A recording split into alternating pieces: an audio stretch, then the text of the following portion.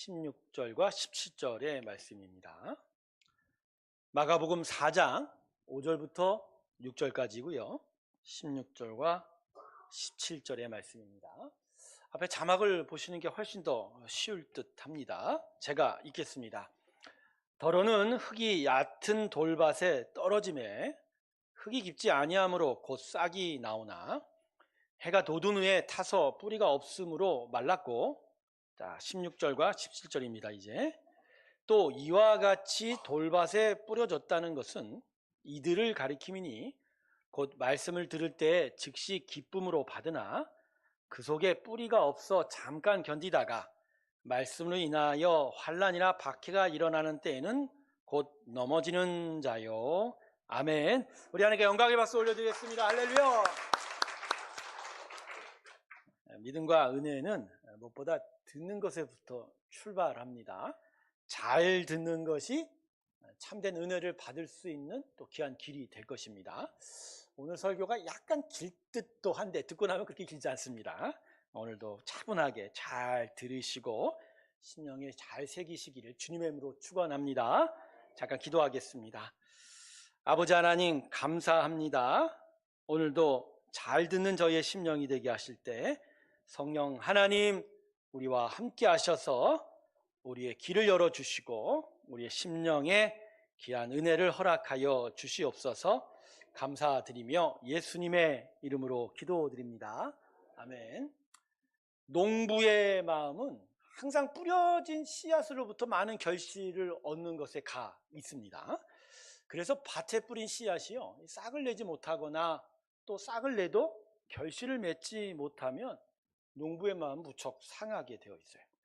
우리 교회도 4층 테라스에 지난 봄부터 여러 작물들을 심었는데 지금은 이제 무가 심겨져 있거든요. 근데 씨 뿌린 이후에 앞쪽 어느 부분이 싹이 아예 나오지를 못하는 거예요. 근데 그걸 보고 있는 제 마음이 무척 아쉽더라고요. 왜 저기는 싹이 안 나오고 텅 비어 있을까? 자, 그러면서 생각해 본 것이 이런 마음이 열심히 씨를 뿌린 농부의 마음입니다. 그걸 좀 생각해 보게 되었습니다. 성도 여러분, 우리를 향한 하나님의 마음은 씨를 뿌리는 농부의 마음과 같습니다. 농부가 그러하듯이 말씀의 씨앗을 우리 심령밭에 뿌리신 하나님께서는요 우리로부터 풍성한 영적 결실이 맺히기를 바라는 거예요. 이 씨 뿌리는 농부의 비유처럼 30배, 60배, 100배의 결실 맺기를 원하신다. 성도 여러분, 저는 오늘 여러분을 주님의 이름으로 축복합니다. 여러분의 심령과 인생의 영적 결실이 풍성하게 열리기를 주님의 이름으로 축원합니다. 그래서 하나님의 기쁨이 우리 가운데 있기를 소망합니다. 그런데요, 우리 심령의 영적 결실이 풍성히 열리는 게 쉬운 거는 아닌가 봅니다. 만약 쉬운 일이었다면 예수님께서 굳이 이 비유를 우리에게 주셨을 리가 없겠죠.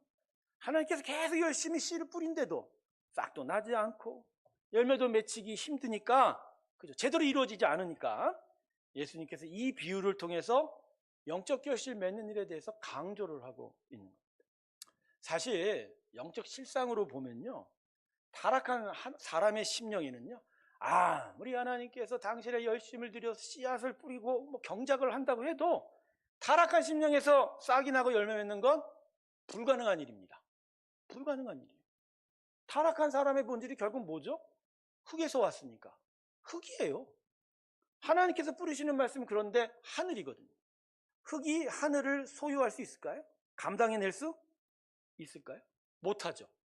흙은 흙일 뿐입니다. 사람의 육체는 하늘을 담고 하늘의 열매를 맺을 그릇이 절대 되지 못하는 거예요. 네, 시간이 되면 먼지로 흩어져 사라져 버리는 게 바로 사람의 육체. 작고 미미한 존재일 뿐인 거죠. 여러분, 우리 자신을 한번 되돌아보십시오. 잘 생각해 보세요. 우리의 육체의 생각과 뜻이 하나님의 마음을 헤아리고 있습니까? 헤아리고 있어요? 그나마 우리에게 성령이 계시니까 우리의 마음, 우리가 하나님의 마음을 조금은 헤아리는 거지, 원래 본질적인 육체의 생각은 본질상 하늘을 드러낼 수 있지 못한 거예요. 그래서 오늘 본문이 포함된 씨 뿌리는 농부의 비유는요 결국 옥토만이 결실을 맺을 수 있다라고 결론을 맺잖아요. 그러니까 여전히 흙의 수준인 길가, 돌밭, 가시떨기로는 영적 결실을 맺을 수 없다라고 하는 것입니다. 여러분, 타락한 심령으로는 하나님께서 원하시는 영적 결실을 맺지 못합니다. 하지만 그렇다고 해서 오늘 말씀이 타락한 사람의 심령에 결실을 맺지 못하는 영적 불능만 이야기해 주지 않습니다. 영적 불능을 확인하되 그걸 뒤엎는 영적 가능성도 함께 말씀하고 있는 거예요. 그러니까 씨 뿌리는 자, 이 농부의 비유가 말씀하고자 하는 주제가 바로 이겁니다. 결과론적으로 말씀하고 있는 게 아니에요. 그러니까 씨앗이 길가, 돌밭, 가시떨기에 뿌려졌으니까 결실을 못 맺는다. 이게 주제가 아니에요. 자, 오늘 본문에 등장하는 농부는요, 어떤 농부냐면요, 씨를 뿌리고 난 후에 가만히 기다리지 않는 분이에요. 이 농부는요, 씨를 뿌린 이후에 뿌려진 밭을 계속하여 어떻게 한다고요? 갈아 엎어요. 경작하는 사람이에요. 처음엔 길가이고 돌밭이고 가시떨기여도 농부가 계속 열심히 갈아엎는 바람에 끝내는 뭐로 바뀐다? 옥토로 바뀐다는 거예요. 그래서 오늘 말씀은 결과론적이지 않아요. 오히려 씨를 뿌린 농부의 열심으로 미래의 가능성이 확인되고 있는 거예요. 그래서 오늘 말씀은요, 사실 우리 심령의 밭을 열심히 가는 하나님의 열심을 강조하고 있습니다. 길가와 돌밭과 가시떨기를 옥토로 열심히 만드시는 하나님의 열심으로 우리 심령에 뿌려진 씨앗은 결국 결실을 맺을 수 있다는 거예요. 그래서 우리에게 하나님의 열심이 우리의 이 마음을 어떻게 경작하느냐가 또한 이 본문의 주제가 되기도 합니다. 그래서 두 가지를 이 본문을 통해서 알아야 돼요. 첫 번째는 왜, 무슨 이유로 천국복음 그 말씀의 씨앗이 우리 안에서 영적 결실을 못 맺느냐는 그 부분하고, 그 열매 맺지 못하는 우리의 문제를 하나님은 어떻게 극복하고 계시느냐, 이걸 오늘 살펴보려고 합니다. 자, 이제 오늘 말씀으로 한번 들어가 보겠습니다. 자, 오늘 말씀은 돌밭에 대한 이야기죠. 자, 씨 뿌리는 농부의 비유에는 네 가지 토양이 등장합니다. 첫 번째 뭐죠? 길가. 두 번째가 돌밭. 세 번째가 가시떨기. 마지막으로 결과론적으로 옥토에 대해서 얘기합니다. 근데 지금은 뭐에 대해서 살펴보죠? 이번 시간은 돌밭입니다. 근데 여러분, 목사님 왜 돌밭만 살펴보죠? 다 살펴보면 좋은데 왜 우리가 이 시간에 다른 토양이 아니라 돌밭에 관해서 은혜를 나누어야 할까요? 이유가 있습니다. 교회에 출석하고 그래도 하나님의 은혜를 받으려 하는 교인들에게 있어서 가장 많은 유형의 심령의 토양이 돌밭이기 때문입니다. 돌밭이에요. 네. 특별히 한국교회 교인들에게 있어서 그 심령에는 돌들이 참 많습니다. 몇 퍼센트나 될까요? 뭐 계량적으로 측정하긴 그렇지만 굳이 저한테 뭐 수치를 들려고 그러면 제가 볼 때 한 70%는 돌밭입니다. 돌밭이에요. 우리 안에 참 돌들이 많죠. 좌우 옆을 보세요. 다 이쁘게 생기고 멋있게 생겼지만 그 심령 안에 뭐가 많다고요? 돌입니다. 그게 아주 이해하기 편해요. 사람 이해하기. 아, 저 심령은 돌이다. 영적 결석이 아니고요. 영적 결실이 맺혀지는 걸 방해하는 단단한 돌들이 많다는 거예요. 자, 여러분, 왜 우리 안에 이 돌들이 많을까요? 자, 본문을 하나하나 살펴보면서 이걸 좀 확인해 보도록 하겠습니다. 자, 오늘 첫 번째 본문인 5절과 6절 우리 다시 한번 읽어볼까요? 자, 5절 6절 자막으로 여러분이 한번 읽어주시겠습니다. 읽습니다. 시작.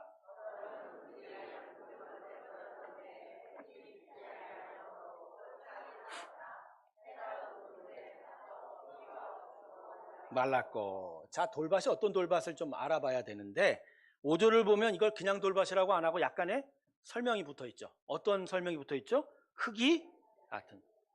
흙이 얕은 돌밭이 뭐죠? 이게 어떤 돌밭일까요? 자, 오늘 본문의 말씀은 마태복음에도 동일하게 기록이 되어 있고 누가복음에도 동일하게 기록되어 있는데 특별히 누가복음 8장 6절을 보면 이걸 어떻게 표현하고 있냐면 더러는 바위 위에 떨어짐에 이렇게 기록합니다. 그러니까 오늘 마가복음은 돌밭이라고 하지만 누가복음은 뭐라고요? 아예 대놓고 바위라고 얘기합니다. 조금 결이 좀 다른 것 같죠? 아닙니다. 그게 아니고요. 같은 지형을 다르게 표현하는 거예요. 마가복음은 전체적인 지형을 얘기하고 누가복음은 좀 더 구체적인 한 부분을 이야기하는 거예요. 이게 뭐냐? 흙이 얕은 돌밭은 바위 위에 흙이 얇게 깔려 있는 걸 이야기합니다. 여러분 이제 등산하다 보면 이런 지형을 보통 많이 발견하게 됩니다. 산행을 하면 어느 고도 이상 중반부 정도 넘어가면 바위 위에 흙이 얇게 깔려 있어서 디딜 땐 땅인 흙인 것 같은데 등산화로 몇 번 치면 그냥 금세 뭐가 드러나요? 바위가 드러나요. 이런데 잘못 뒤지다가 미끄러지면 큰일 나게 되는 거죠. 네. 그래서 오늘 본문이 말하는 흙이 얕은 돌밭은 바위 위에 단단한 돌 위에 흙이 얇게 깔려 있는 거예요. 여기에 씨앗이 뿌려졌는데 당연히 흙이 얇으니까 뿌리도 짧게 내립니다. 그러므로 이 흙이 얕은 돌밭은 그래도 씨앗이 뿌리는 내리기는 하는 거예요. 길가는요.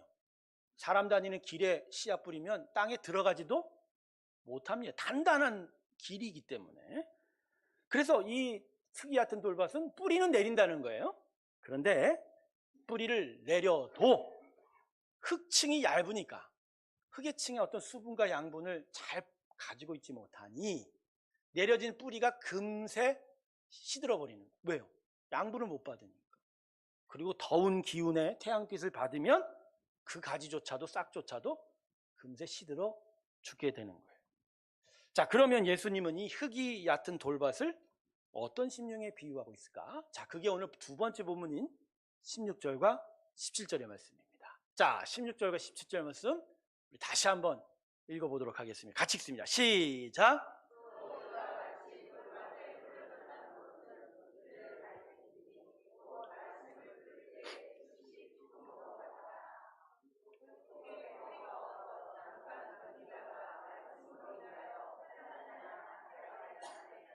곧 넘어지는 자요. 아멘. 자, 먼저 16절을 보세요. 말씀을 들을 때 즉시 기쁨으로 받는다는 표현이 있네요. 자, 언뜻 읽어보면 이거 대단히 긍정적인 이미지죠. 근데 그렇지 않은 거예요. 자, 이게 무슨 의미냐면, 자, 돌밭에 뿌려진 씨앗의 모습을 우리 하나님이 우리의 사람의 심령에 비유하시잖아요. 이건 말씀이 우리 심령에 뿌리를 내기는 하지만 그 뿌리가 매우 얇다는 거죠. 즉 우리의 심령이 하나님의 말씀의 뿌리를 붙잡고 살아가는 정도, 그 붙잡는 정도가 매우 약하다는 걸 의미해요. 그러니까 말씀으로 심령이 변화는 맞는데 심령의 중심부를 꿰뚫는 뿌리가 없어요. 심령의 중심부를 꿰뚫는 은혜가 없어요. 믿음이 없어요. 대신 가볍고 얕은 감성적인 부분에서 뿌리가 내렸을 뿐이에요. 이걸 본문이 뭐라고 얘기하는 거예요? 즉시 기쁨으로 받는. 그냥 가벼운 거예요. 단순한 반응인 거예요. 감성적으로 가벼운 반응을 하고 있지 심령의 중심에 하나님의 말씀을 깊이 새기는 일은 일어나지 않았다는 거예요. 그러면 여러분 어떤 일이 나왔죠? 심령의 깊은 깨달음과 회개와 회심이 안 일어나니까 인생 전반적인 변화가 못 일어나는 거예요. 대신 가볍고 피상적인 변화 정도만 나타나는 겁니다. 그래서 본문 17절에 이런 자들이 어떠한 결과를 맺게 되는지를 이렇게 설명하고 있습니다. 17절 보세요. 네, 말씀으로 인하여 환난이나 박해가 일어나는 때는 곧 넘어져요. 그러니까 심령의 중심부에 말씀의 뿌리가 굳게 안 박혀 있습니다. 그걸 버티는 힘조차가 없다 보니까 조금이라도 고난이 오고 환난이 오면 대뜸 어떻게 돼요? 뿌리가 얕으니까. 여러분, 안 넘어지려면 뿌리가 깊어야 됩니다. 크고 우람한 나무는 그 뿌리가 그만큼 깊어요. 그만큼. 근데 뿌리가 얕으니까 넘어지는 거예요. 그럼 하나님의 일이 나타날 수가 없는 거예요.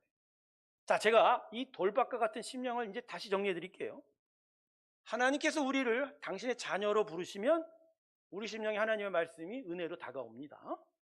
그렇지만 이 말씀이 뿌려진 우리 심령이 돌이어서 단단한 돌과 같아서 그냥 약간의 즉각적인 반응을 보이는 감성적인 반응 정도만 하지 심령의 중심부를 꿰뚫는 의지적인 부분에서는 변화가 안 일어나는 거예요.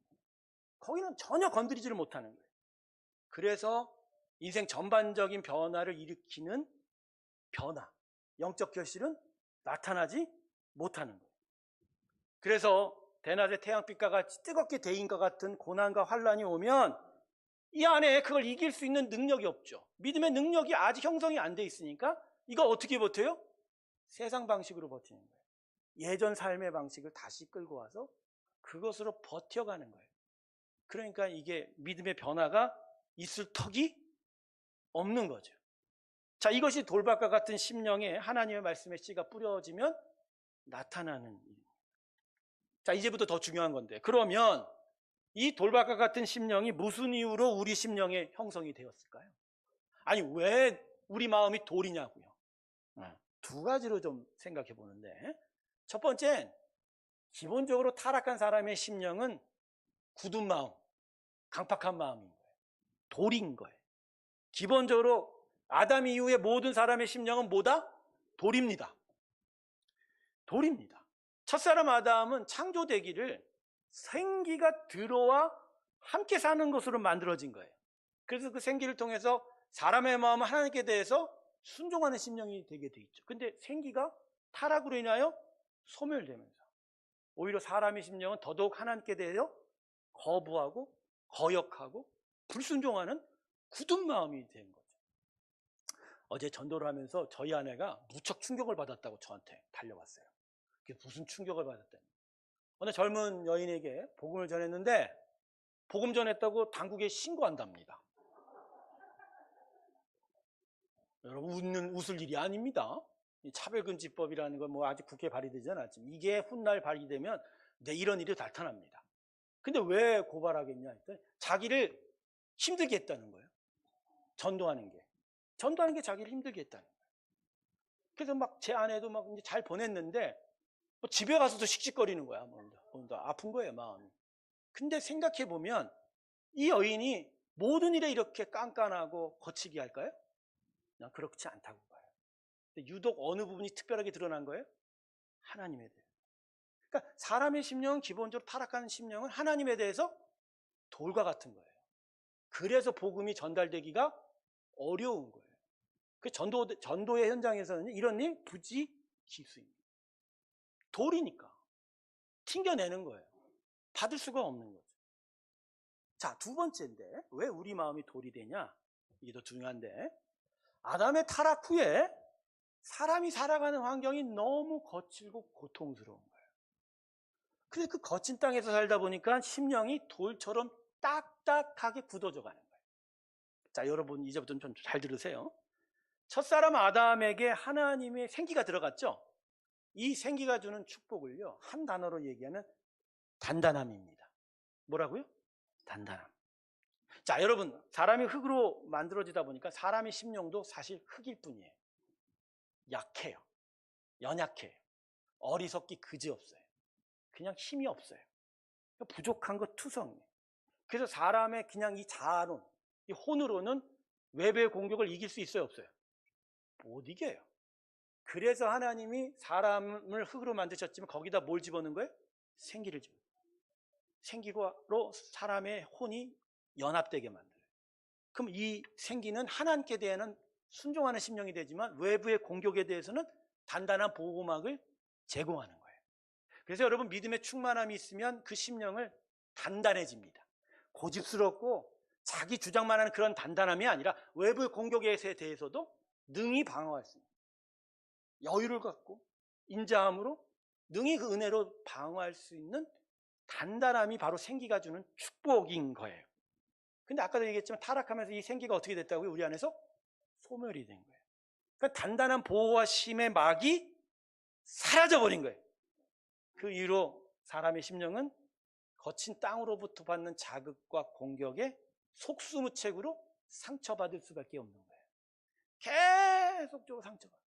가시덤불과 엉겅퀴에 찔리고 사람들의 탐욕에 의해서 희생이 되고 심지어 자기 탐욕에 자기가 발등을 찍고 거기에 아파하고 자, 이렇게 계속 아파하다 보니 사람의 심령은 뭘 해요? 스스로 자기 방어를 하기 시작하는 거예요. 자기가 딱딱해지는 거예요. 겉. 그래서 마음의 겉표면이 단단한 돌과 같이 스스로 굳어버리기 시작하는 거예요. 그래서 일반적인 타락한 사람의 심령은요, 각 심령들마다 정도의 차이는 있지만 단단한 돌과 같은 자존심으로 무장되어 있어요. 자존심이 자아를 방어하고 있어요.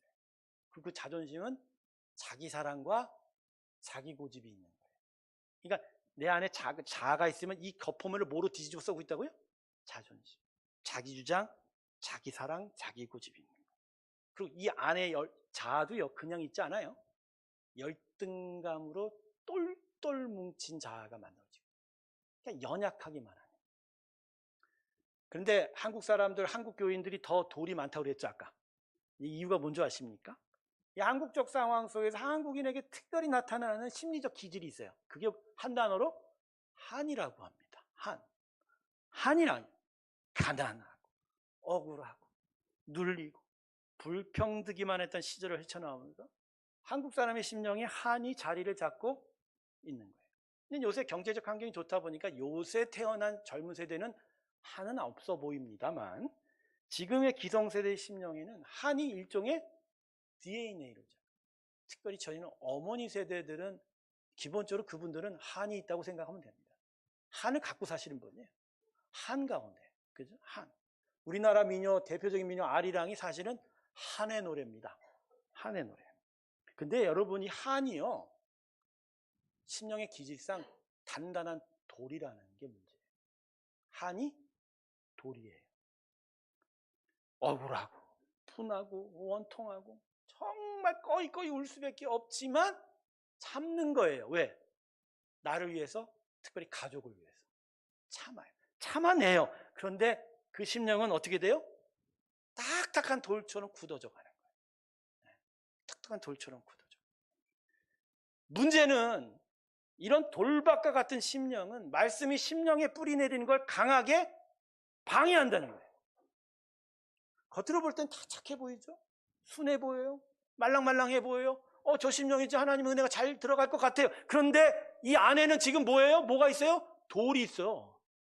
돌이 많아서 거기에 말씀이 살짝은 뿌리를 내지만 깊이 뿌리 박을 수 없는 거예요.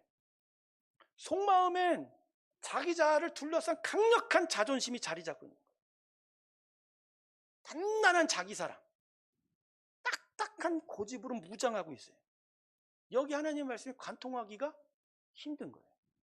물론 하나님의 말씀은 무소불위의 능력이 있습니다. 하나님의 말씀은 살았고 운동력이 있어 예리한 검과 같아서 우리 모든 것을 뚫려 쪼개요. 제가 힘이 없다는 얘기는 말씀의 능력이 없다는 게 아니라 살아난 내 영이 말씀과 함께 내 자아를 다스려야 되는데 그걸 못하는 거예요. 왜? 내 자아를 둘러싼 돌이 막아내는 거예요. 근데 왜 나의 자존심, 그 돌과 같은 마음이 하나님의 말씀이 내 자아에 뿌리 내린 걸 막을까요? 왜 막을까요? 이제까지 살아오기를요, 그 자존심, 그 자기 사랑, 자기 고집이 자기의 연약한 자아를 그나마 보호했기 때문인 거예요. 그걸 보호하면서 안전지대를 만들어서 거기서 나는 살 수 있다라고 생각한 거예요. 얼마나 많은 상처를 당했는데, 얼마나 많이 눌렸는데 그 자존심으로 버텨내는 거예요. 그러니까 기본적으로 이 돌과 같은 딱딱한 마음은 어떤 외부의 공격 앞에서 일단은 맞고 봐요. 너 들어오지 마. 너 들어오면 안 돼. 너 그거 들어오면 난 안 돼. 그러니까 자기가 쳐놓은 안전지대 안에 머물면서 외부의 자극에 반응 안 하려고 하는 거예요. 그래서 여러분, 하나님의 말씀이 자존심을 깨뜨리는 쪽으로 역사하는 거예요. 하나님의 말씀이 어디에 역사한다고요? 자존심을 깨뜨려. 자존심이 깨야 거기에 안에 숨겨진 자아에 하나님 말씀이 뿌리를 내려 그 자아가 강해지고 견고해지면서 하나님의 나라를 이루어 가잖아요. 근데 여기서 일대 격전이 벌어지는 거예요. 네. 싸우는 거지. 말씀이 들어오면, 은혜가 들어오면. 그러면서 뭐라 그래요? 자존심이 깨면 난 죽어. 자존심이 깨지면 난 죽는 거야. 난 시체야. 난 죽어도 안 깨져. 난 죽을 수 없어. 이러는 거예요. 그러니까 죽기 싫어서 어떻게 해요? 은혜와 말씀이 들어오는 걸 밀어내요. 퉁 튕겨요. 텅텅 튕겨요. 그러면서 어느 정도 거리를 유지하는 거죠. 그러니까 여러분, 단단한 돌의 기본적인 반응은 튕겨내는 거예요. 퉁퉁 튕겨. 그래서 여러분, 이 자존심이 깨지지 않는 사람, 이 돌밭과 같은 심령은 겉모습을 보면 받아들인 것 같아요. 신앙생활 하는 것 같지만 영적 실상은 자존심이 깨지지 못하고 하나님과 어느 정도 거리 유지하고 있을 뿐이에요. 그리고 나타나는 변화는 단순한 반응인 거예요. 감성적인 반응인 정도예요. 그 정도 선에서 자기의 선을 그어버리는 거예요. 자, 이렇게 되면 변화를 가져오는 자기 자아의 깊은 심령의 묵상, 하나님과 정말 깊이 만나는 기도, 이거는 할 수가 없죠. 여러분, 자기가 신앙생활 하는데 그걸 지금 못하고 있다는 건 자기 돌인 거예요. 네. 그리고 단순하고 가벼운 반응만 해요. 단순한 성경 읽기, 짧은 기도, 하루에 3번 밥 먹을 때 기도하는 정도, 그 아멘의 반복 정도에만 지나는 거예요. 감성적인 부분에서 그냥 아멘 아멘 하고 그런 단순한 반응만 하는 거예요. 자, 이러면 하나님의 말씀 우리 안에 결실 맺는 게 가능합니까? 할 수가 없죠. 근데 이 돌밭과 같은 심령이 뭐가 심각한 문제냐면, 제가 아까 얘기했죠. 하나님과 일정 정도 거리 유지한다. 선을 그어버리는 거예요. 말씀이 내 자아 안에서 영적 결실을 맺어가는 일들의 거리를 두다 보니까 겉모습은요 마치 믿는 것 같지만 실제 영적 실상은 변화가 일어날 수가 없는 거예요. 자, 여기서 신앙의 짝퉁이 발생합니다. 겉모습은 진품인 것 같은데 안의 모습은 변화 열매가 전혀 없는 신앙의 뭐라고요? 짝퉁. 크리스찬이라고 쓰지만 실제는 공인된 게 없는 브랜드. 짝퉁이 발생합니다. 거다가 율법주의적이고 기복적인 신앙 형태도 이와 마찬가지예요. 신앙생활을 규칙으로 이해해서 내가 이 규칙 이거 지키면 뭔가 이익을 받는다는 관점으로 신앙생활을 하니까 자기 자아, 자기 영혼의 깊은 곳을 다스리는 변화, 이건 관심이 없는 거예요. 그건 의미가 없는 거예요. 그냥 가벼운 반응 정도만 하는 거예요. 여러분, 이렇게 되면 결국 이것도 아니고 저것도 아니에요. 자기도 속고 남도 속는, 물론 하나님은 안 속지만 믿는 것도 아니고 안 믿는 것도 아닌 것을 계속 남는 거예요. 그렇지만 영적 실상은 이게 믿는 겁니까? 아니죠. 안 믿는 겁니다. 나중에 하나님 앞에 설 때 하나님께서 우리를 아신다고 할까요? 100% 모른다고 하십니다. 자, 그러면 하나님께서는 이 돌박한 심령을 어떻게 옥토로 만들어 가실까? 제가 아까 그랬죠. 아까 이 비유는 결과론적이지 아니라고 했죠. 뿌려진 씨앗이 길가 돌박 가시떨기니까 못 맺는다, 이걸 끝나지 않는다고 했죠. 이 농부는 우리의 길가, 우리의 돌밭, 우리의 가시떨기와 같은 심령을 계속 갈아 엎어서 옥토로 만든다. 할렐루야. 그럼 하나님은 어떻게 우리 마음 안에서 열심히 일하실까? 2가지로 생각해 볼 수 있습니다. 첫 번째는 하나님께서는 돌밭과 같은 심령을 십자가로 인도하십니다. 십자가. 그 십자가 위에서 뭐가 깨지게 해요? 자존심이 깨지게 해요. 나의 자아를 둘러싼 자존심이 예수와 함께 죽어버리는 거예요. 그리고 예수님은 내 내면에 그 연약하게 그지없는 자아와 함께 되살아나는 거예요. 그래서 하나님께서 돌밭과 같은 심령에게 특별하게 주시는 메시지가 뭐냐면요, 너의 자아를, 너가 보호하려는 자기 사랑을 이젠 내려놓아라 라는 거예요. 돌밭과 같은 심령이 착각하는 게 뭔지 아세요? 내가 나를 사랑해야 내가 산다는 거예요. 결국 자존심이 뭐죠? 자기 사랑, 자기 고집이 뭐죠? 내가 나를 안 지키면 난 죽어. 난 시체야. 나는 아무 의미 없어. 별 볼 사람 없어. 그러니까 난 나를 사랑해야 돼. 내 고집을 세워야 돼. 나를 주장해야 돼. 그래야 내가 그나마 산 거 같아 라고 하는 거죠. 근데 그게 틀렸다는 거예요. 사람이 창조될 때 그 자아는 생기와 연합이 되는 거예요. 하나님과 동행하면서 단단해지고 기쁨과 평안을 누리게 됩니다. 할렐루야. 그런데 그 하나님과 생기가 아닌 자기 사랑으로 똘똘 뭉치면 그 자아가 행복할까요? 행복을 못하니까 열등감에 빠지는 거예요. 행복을 못하니까 비교의식에 빠지는 거예요. 행복을 못하니까 매일 밤마다 자기를 비하하는 거예요. 자기 자아가 계속 죽어가고 있는 거예요. 그런데도 불구하고 자기 자존심, 자기 사랑, 자기 고집이 자기를 살리는 줄 알아요. 아무것도 못 들어오게 만들어요. 이런 게 우리 성도들한테도 보여요. 툭 치기만 하면 열등감이 툭 나오고, 툭 치기만 하면 자기 고집 툭 나오고, 툭 치기만 하면 자기 사랑이 툭 나오고. 이게 왜 그럴까요? 자기가 그런 거예요. 돌이니까. 아니에요, 여러분. 자기 자아가 행복하려면 자존심을 내어놓고 하나님을 만나야 돼요. 그 하나님이 만날 때 진짜 참된 안정과 기쁨과 평안을 누리게 되는 거예요. 제가 신학교를 갔을 때요, 근 1년 동안을 하나님께 거부했어요. 근데 나는 내 안에 그 딱딱한 마음이 이거 가면 난 죽는다고 생각했어요. 난 살려면 이거 안 돼, 하지 말아야 돼. 근데 1996년 부활절 다음 날이었어요. 그 두려워하던 순간이 다가온 거예요. 갑자기 은혜가 임하더니 내 자존심이 깨져버린 거예요. 돌 같은 마음이 깨진. 그러고 나서 쑥 하나님께로 들어갔더니 난 그때 세상 처음 참된 기쁨을 맛봤어요. 하루 종일 찬양하고 있었어요. 두려워했죠. 이거 없으면, 이거 깨지면 난 죽는다고 생각해요. 근데 막상 그게 깨지고 하나님의 말씀과 은혜가 내 심령을 진짜 만지니 이거야말로 더 기쁜 게 따로 없더라고요. 없더라고요. 여러분, 하나님이 우리 안에서 하시는 일이 이거예요.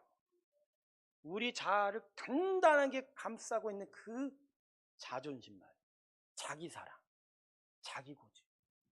이거 십자가에서 오늘도 깨트리시기 원합니다.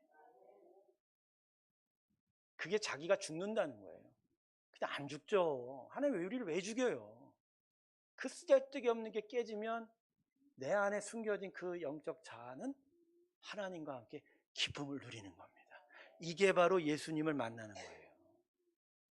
예수님 만나시길 주님의 이름으로 축원합니다. 예수님은 십자가에서 깨져야 만나요. 여러분, 여러분이 깨진 그 자존심이요, 그게 사실 여러분이 아니에요. 살아가면서 자기를 지킬 수밖에 없는 자기 스스로의 보호 반응일 뿐이에요.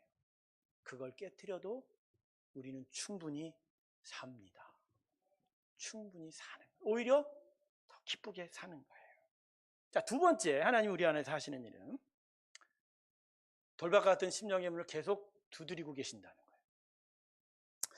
여러분, 가끔 하나님은 드릴과 같은 모습으로 임하시는 것 같아요.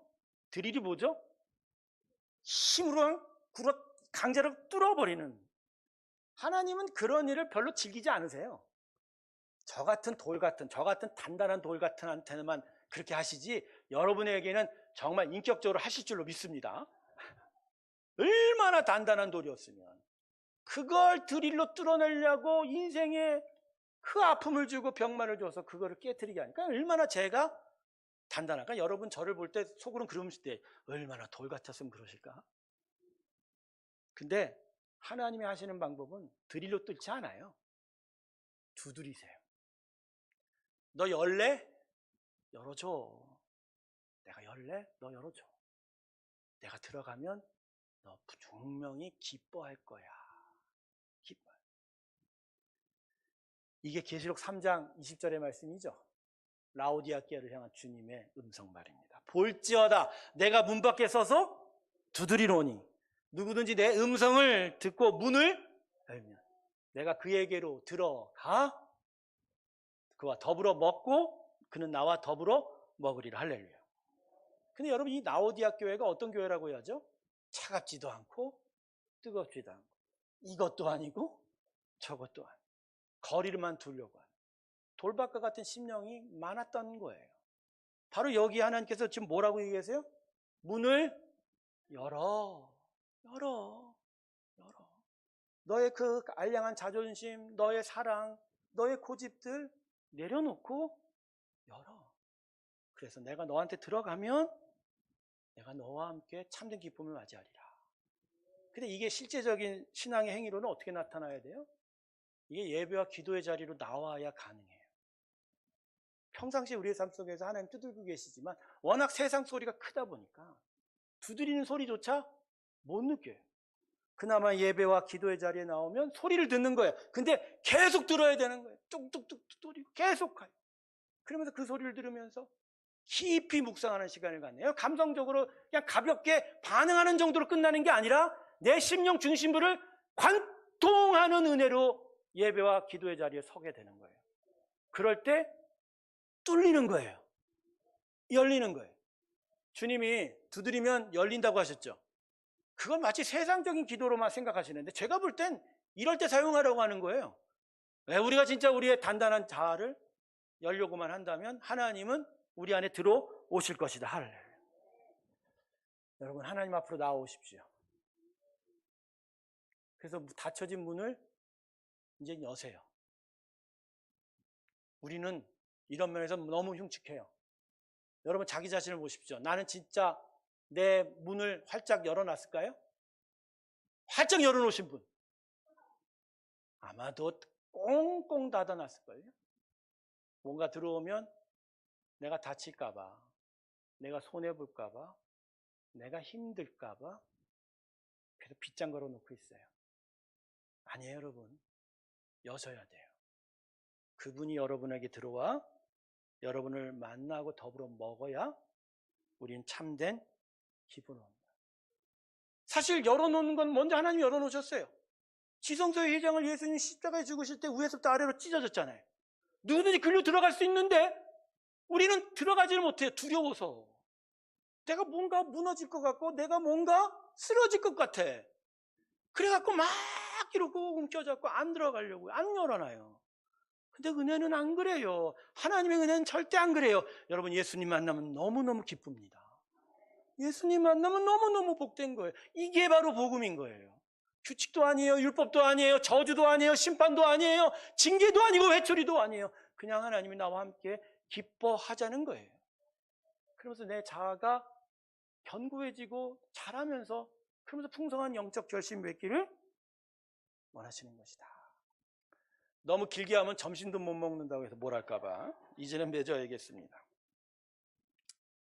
마음에 자리 잡은 단단한 돌들 깨트리십시오.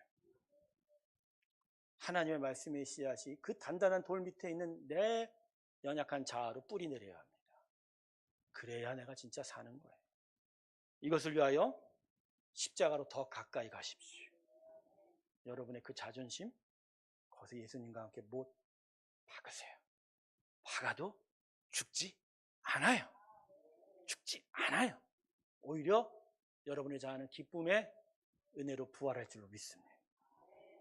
그리고 오늘도 우리의 심령의 문을 두드리고 계시는 하나님의 음성에 귀 기울이세요. 그리고 이제 문을 조금씩 여세요. 활짝 여는 건 기대도 안 해요.